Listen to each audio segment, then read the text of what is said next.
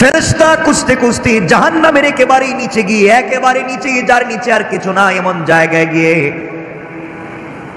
দেখবেন দুটা পাথরের চিপায় একটা রূহ পড়ে চিৎকার করে শুধু বলছে, ইয়া হান্নান, ইয়া হান্নান, ইয়া মান্নান, ইয়া হান্নান, ইয়া মান্নান। দুটা পাথরের চিপায় পড়ে চিৎকার করে ডাক দিচ্ছে জাহান্নামের নিচে। ফেরেশতা আল্লাহ তাআলাকে ডাক দিয়ে বলছেন, আল্লাহ তাআলা একটা রূহ চিৎকার করে করে ডাকছে। আল্লাহ বলবেন, এর অন্তরের ভিতরে সরিষার দানা পরিমাণ ঈমান ছিল, গুনাহ করেছে, নাফরমানি করেছে, আমার হক নষ্ট করেছে, আমি ক্ষমা করে দিয়েছি। তোমরা আমার বান্দাকে উঠাও, আমার বান্দাটাকে জাহান্নামের অতল গহ্বর থেকে উঠাইয়া জীবন নদীতে গোসল করাইয়া, পাক সাফ করাইয়া, হায়াতের সাগরে গোসল করাইয়া আমার বান্দাকে তোমরা জান্নাতের দিকে নিয়ে যাও। ওই সময় আল্লাহর বান্দা ডাক দিয়া বলবে, আল্লাহ তাআলা আমি আপনার জান্নাত চাই না, আপনি আমাকে জান্নাত দিবেন বলেছেন, আমি জান্নাত চাই না, আমাকে জাহান্নাম থেকে উঠাইয়া জাহান্নামের গর্তের পারে আমাকে রেখে দেন, জাহান্নামের গেট পর্যন্ত বসাইয়া দেন, আমাকে আর কিছু করা লাগবে না। আল্লাহ রাব্বুল ইজ্জতুল জালাল জানতে চাইলেন, গোলাম দীর্ঘ বছর থেকে আমার কাছে শুধু চিল্লাচ্ছ আর ডাকতেছো, কোনো জিনিস জীবনে আর চাইবা না, তোমাকে জাহান্নাম থেকে উঠাইয়া দিলে আর কোনো জিনিস চাইবা না। ও বান্দা, তোমাকে কি জাহান্নামের উপরে উঠাইয়া দিলেই চলবে?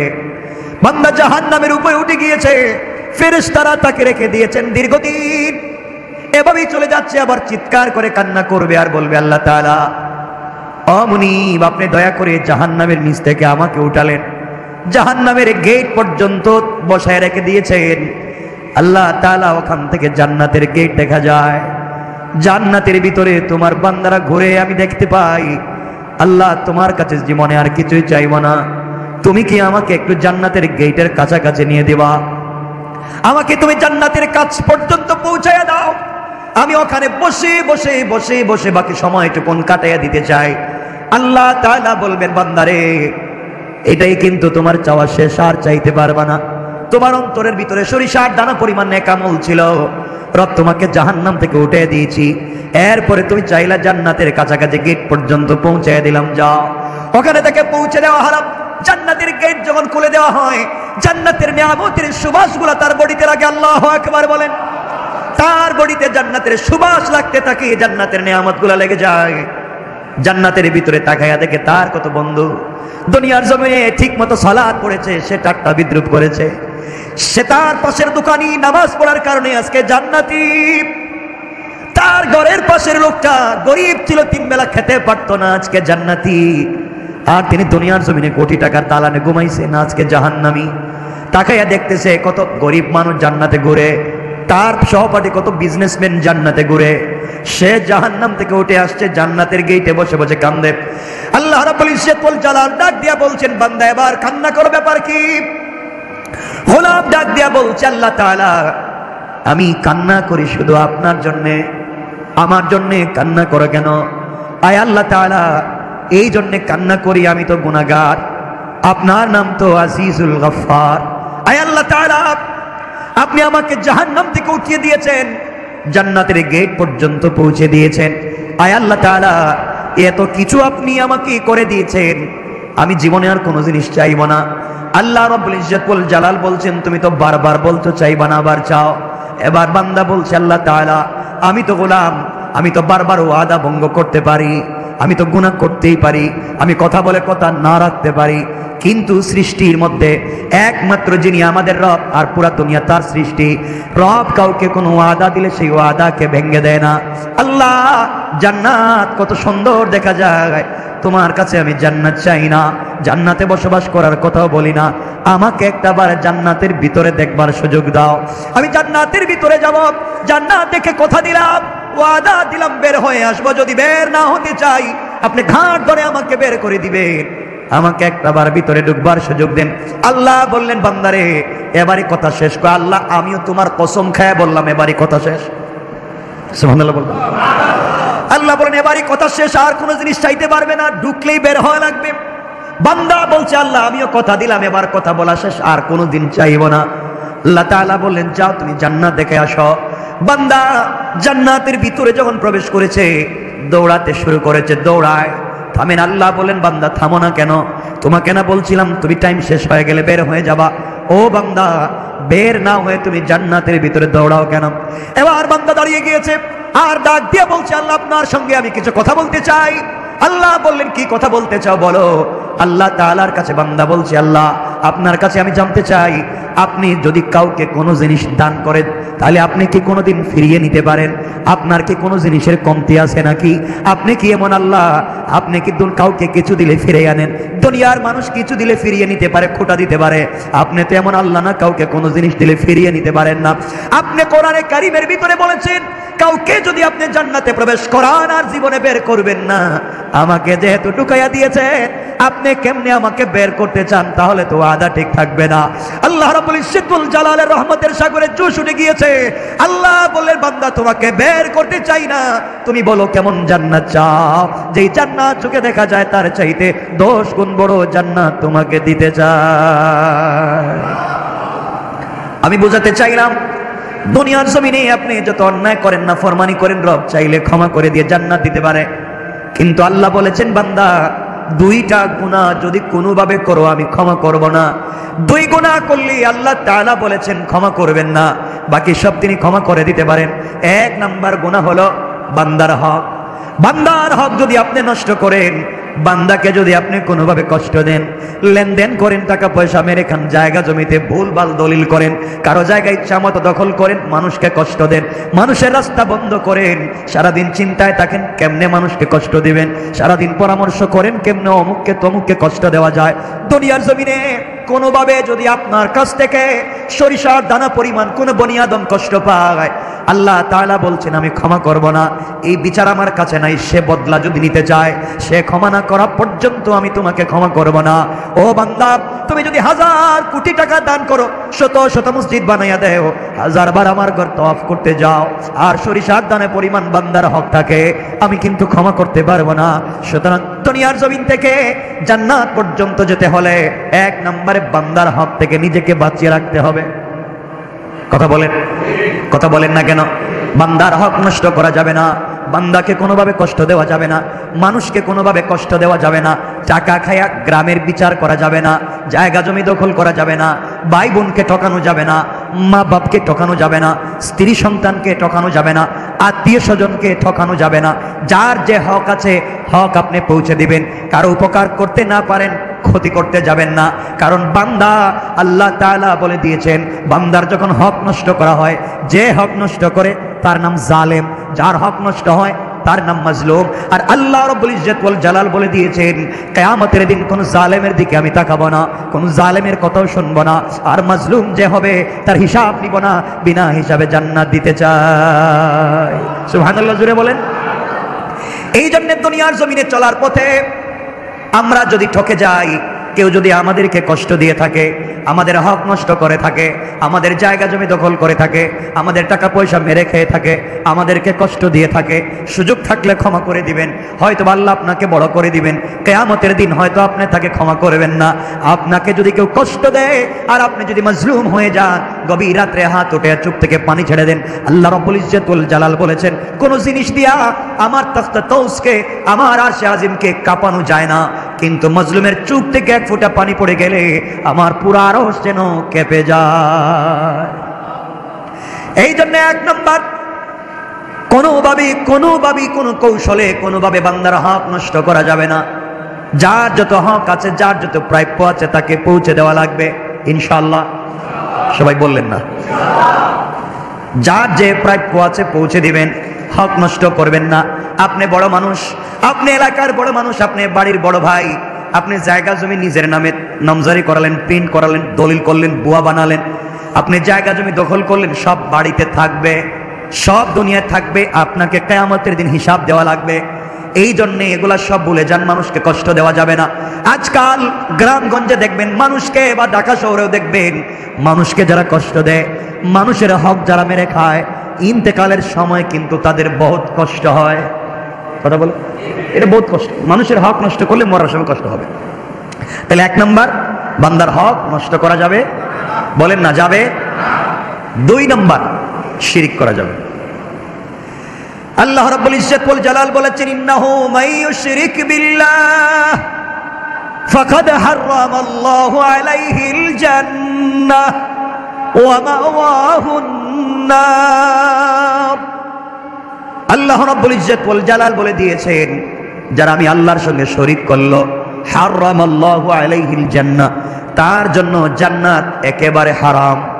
ওয়া মাওয়াহুন নার, তার অরিজিনাল ঠিকানা জাহান্নাম।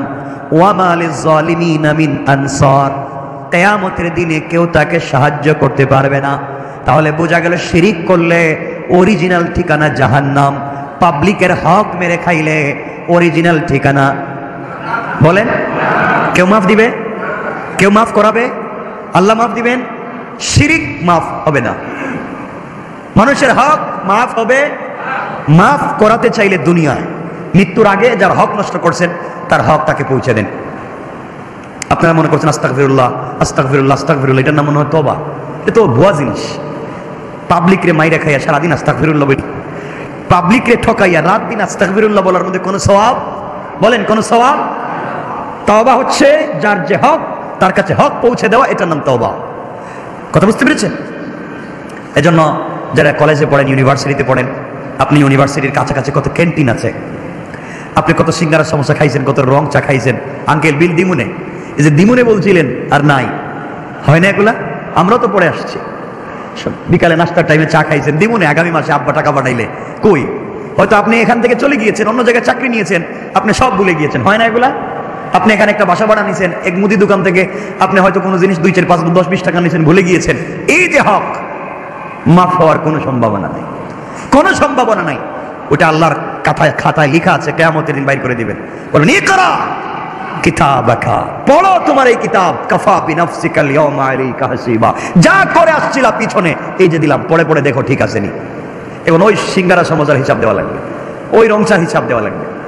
এজন্যে আমরা এগুলো দেখবো। আমরা চাকরির সুবাদে বিভিন্ন জায়গায় বসি, আমরা ঋণ করি, আমরা টাকা পয়সা দোকান থেকে কিছু খাই, হয়তো টাকা দেই না। এরপরে দেখবেন রিক্সাওয়ালারে আমরা ভাঙতি দেওয়ার সময়, ভাই এই টাকাটা নেন, 2 টাকা ভাঙতি নাই, অন্যদিন। আচ্ছা অন্যদিন কি রিক্সাওয়ালারে পাওয়ার সম্ভাবনা আছে? তো বলেন তো, আপনারা তো বলেনি যে অন্যদিন যদি দিমুনে বাড়াইয়া, বলেন না কথাগুলো অনেকে, অন্যদিন দিবেন বাড়াইয়া, তো অন্যদিন পাইলে নেড়ে দিবেন। এটা করবেন না। পাবলিকের হক বড় সেন্সিটিভ ব্যাপার। কোনো তাহাজ্জুদে কাজ হবে না, কোনো সাজদায় কাজ হবে না, কোনোভাবেই কাজ হবে না। এগুলো মাফ নিতে হয়। এজন্য আল্লাহর ওয়াস্তে আমরা কোনোভাবেই বান্দার হক নষ্ট করব, সবাই বলেন না, নষ্ট করব, শিরিক করব। এই 2টা জিনিস মাথায় রাখবেন। আল্লাহ রসুল বলছেন, তোমরা আমাকে 2 জিনিসের গ্যারান্টি দাও। এই হাদিসে আল্লাহ রসুল বলছেন, তোমরা আমাকে 2 জিনিসের গ্যারান্টি দাও। একটা হচ্ছে বান্দার হক মেরে খাবা না, আল্লাহর সঙ্গে শিরিক করবা না, আমি তোমাদেরকে জান্নাতের গ্যারান্টি দিলাম। অন্য হাদিসে বলেছেন, তোমরা তোমাদের মুখকে হেফাজত করো, লজ্জাস্থানের হেফাজত করো, আমি তোমাদেরকে জান্নাতের গ্যারান্টি দিলাম। আমরা এখানে শুধু আমি এতটুকুন বলছি, আমরা বান্দার হক নষ্ট করব না। আর কথা বলেন না, শিরিক বুঝেন তো? আল্লাহর সাথে শরীক করা, অংশীদার বানানো, মত মনে করা, আমরা এগুলো করবো না। দোকান না খুললে পেট চলবে না, ছেলে বিদেশ থেকে টাকা না পাঠালে আমার চলবে না। ছেলে যখন বিদেশে ছিল না, চলতো না আপনার? কথা বলেন না কেন? দোকান যখন বন্ধ ছিল, চলে নাই আপনার? এই ছোটখাটো কথাও শিরিক হয়ে যায়। মানে রাখবেন, এগুলার থেকেও আমাকে বাঁচতে হবে। শিরিক ফি জাত, শিরিক ফি সিফাত, শিরিক ফিল আমাল। আমলি শিরিক থেকে বাঁচতে হবে, জাতি শিরিক থেকে বাঁচতে হবে, সিফাতে শিরিক থেকে বাঁচতে হবে ইনশাআল্লাহ। কয় জিনিস? আজকের পুরো আলোচনা থেকে আমরা বাঁচবো কয় জিনিস থেকে? 1, বান্দার নষ্ট করা যাবে। 2, শিরিক করা যাবে। আপনি নামাজ পড়েননি, আল্লাহর কাছে জবাব দিবেন। রোজা রাখেননি, আল্লাহর কাছে জবাব দিবেন। হজ করেননি, আল্লাহর কাছে জবাব দিবেন। আল্লাহ চাইলে ক্ষমা তো করে দিতে পারেন। একজন রোজা রাখে নাই, হজ করে নাই, যাকাত দেয় নাই, কুরবানি করে নাই, কিচ্ছু করে নাই, কিন্তু মরার আগে হয়তো এমন ছোট 1 সেকেন্ডের কোন একটা আমল করছে, আল্লাহর কাছে এটা ভালো লাগছে। এই আমলটুকু আল্লাহর কাছে ভালো লাগছে, আল্লাহ তার জিন্দগির পুরো আমল নামার গুনাহকে মিটাইয়া দিবেন। ইল্লা শিরিক করলে ওটা থাকবে, ওটা মিটবে না। পাবলিকের হক নষ্ট করলে ওটা থাকবে, ওটা মিটবে না। এজন্য আমরা এই দুই জিনিস থেকে নিজেকে বাঁচাবো। সবাই বলেন ইনশাআল্লাহ। আল্লাহ আমাদের কবুল করুক, আমিন। হযরত নূহ আলাইহিস সালাম আল্লাহর কাছে বলতে চাইলেন, আল্লাহ আমিও তোমার কাছে চাই, আমার উম্মতেরা যারা এত কিছু করবার পরে এত ভালোবাসা, এত দোয়া, এত নসিহত, এত উত্তম ব্যবহার, এত দিন তাদেরকে এতদিন ওয়াজ নসিহত এত কিছুর পরে ভালো লাইনে আসে নাই, এরপরে আমারে খুঁচায়, মাফ করে দিলাম, আপনারে গালি দেয়, আপনারে মারতে চায়, আপনার বিরুদ্ধে যুদ্ধ করতে চায়, রাত দিন শিরিক করে, একজন আর একজনকে ঠকায়, তাদের কাছে শিরিকও আছে, বান্দার হকও নষ্ট করার জিনিস আছে। আল্লাহ এই দুই জিনিস দিয়ে তারা ভরে গিয়েছে, এদেরকে তুমি দুনিয়ার জমিনে রেহাই দিবেন? কে দোয়া করছেন? আল্লাহ বলছেন কি হয়েছে? আমার সাথে শিরিক করছে, বান্দার হক নষ্ট করছে, এদেরকে আমি মেরে ফেলে দিব। তুমি এই কথা বলছো কেন? এদেরকে বাঁচায় রাখলে সমস্যা কি? কে বলছেন? নূহ আলাইহিস সালামকে বলছেন। আল্লাহর পয়গম্বর নূহ আলাইহিস সালাম জবাব দিতে লাগলেন, ইন্নাকা ইন তাদারহুম ইউদিল্লু ইবাদাকা ওয়া লা ইয়ালিদু ইল্লা ফাজিরান কাফফারা। আয় আল্লাহ তাআলা, আপনি আমি নূহকে ভালো করে চিনেন। আমি রাগ বশত কষ্ট পেয়ে কথা বলছি না, রাগ করে বলছি না তাদেরকে ধ্বংস করে দেন। আমি তাদের কার্যকলাপের ভিত্তিতে, কাজকর্মের ভিত্তিতে বুঝতে পারতেছি আপনি যদি তাদেরকে রেহাই দেন, আপনি যদি তাদেরকে দুনিয়ার জমিনে বাঁচাই রাখেন, তারা আপনার বান্দাদেরকে পথভ্রষ্ট করবে এবং জন্ম দিতে থাকবে দুনিয়ার জমিনে শুধু কাফের আর পাপিষ্ঠ। নাউজুবিল্লাহ। আয় আল্লাহ তাআলা, এরা শিরিক করে, এরা বান্দার হক নষ্ট করে, জীবন্ত সন্তানকে পুড়িয়ে মারে, বাবা ছেলের হক মারে, মা মেয়ের হক মারে, ভাই ভাইয়ের হক মারে, নারীরা সব চরিত্রহীন হচ্ছে, পুরুষেরা নির্লজ্জ হয়ে যাচ্ছে।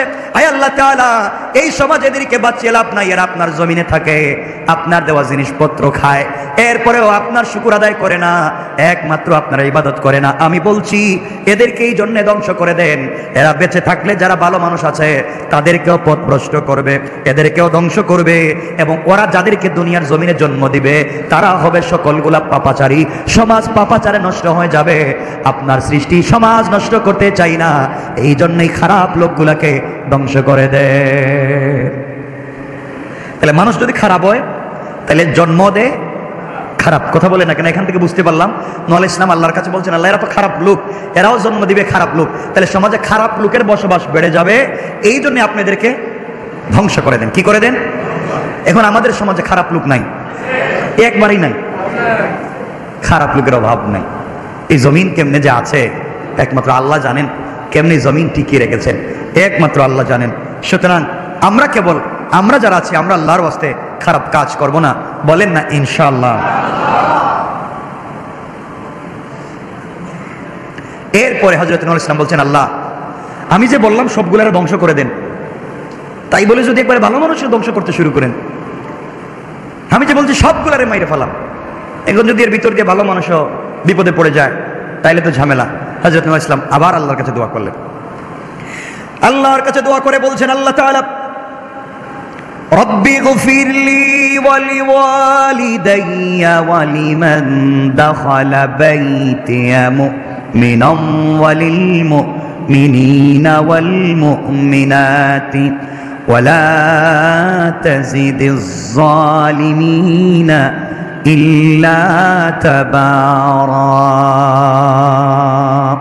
হযরত নূহ আলাইহিস সালাম বলতে লাগলেন, হে আমার পালনকর্তা, আপনি আমাকে, আমার পিতামাতাকে, যারা মুমিন হয়ে আমার গৃহে প্রবেশ করবে তাদেরকে, এবং মুমিন পুরুষ এবং মুমিন নারীদেরকে ক্ষমা করুন, এবং জালেমদেরকে, শুধুমাত্র কেবলমাত্র জালেমদেরকে ধ্বংস করুন।